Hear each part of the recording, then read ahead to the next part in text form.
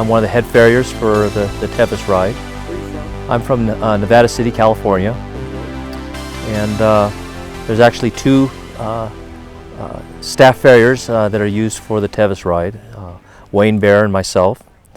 And Wayne's been a farrier for the Tevis ride since, probably for the last 25 years or so, and I've been doing this since the early 1990s.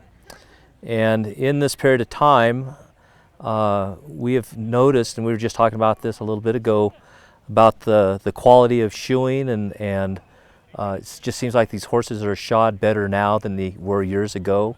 There's less work for us at each stop, which leads us to believe that the shoeing is, over a period of time, become better, more conscientious type work. The type of things that we may see on the ride as far as problems, of course, would be pulled horseshoes, and that's usually from horses going into an environment where there's a lot of rock or roots where they're going to snag a shoe and pull it off. And so our job at the ride is to simulate or make another shoe that's comparable to what's on the opposite foot. And a lot of these horseshoes, there's all different types of shoes now. We have glue-on shoes, we have shoes that are made from plastics, they use easy boots, and then of course the traditional style shoeing with a steel shoe.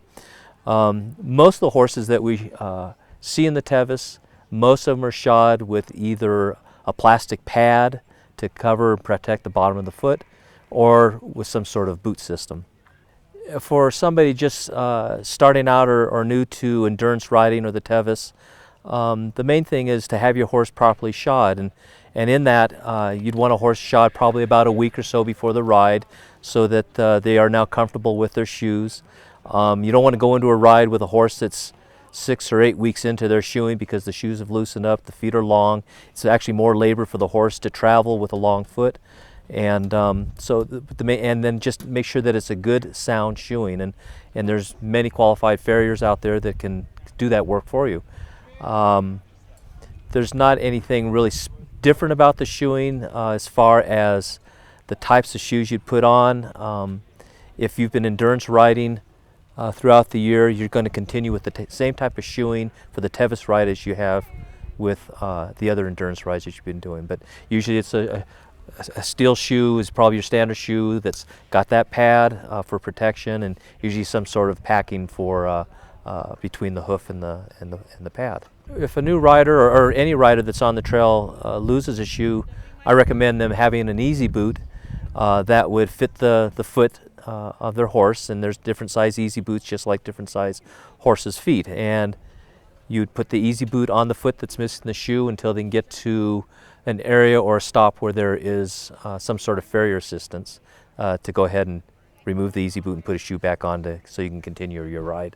Well, of course, the day before is at Roby Park, and we're here for horses that need some sort of attention, whether it's just checking shoes, make sure that the clinches are tight and everything's ready to go.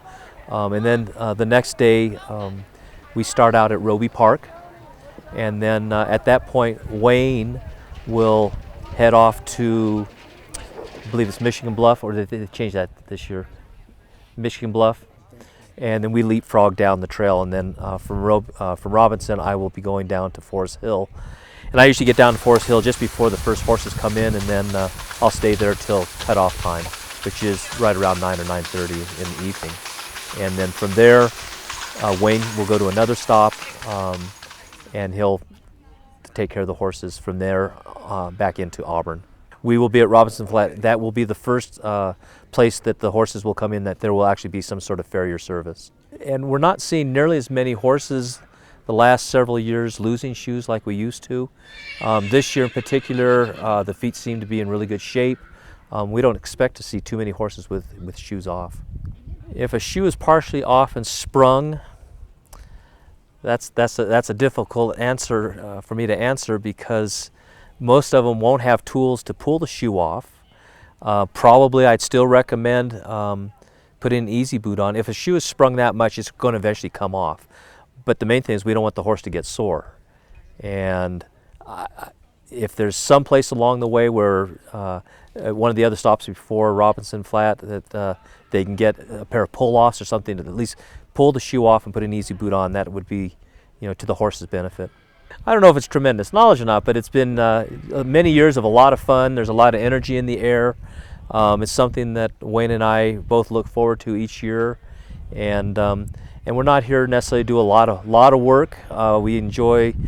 We've made friends through the endurance riding, and it's kind of a good time to see people and then provide a service if they need it.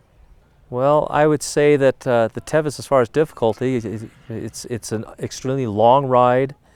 It's a ride that has a lot of obstacles, and completion rates of right around 50%, and that tells you right there that it's really a difficult task or a sport, if you want to put it that way.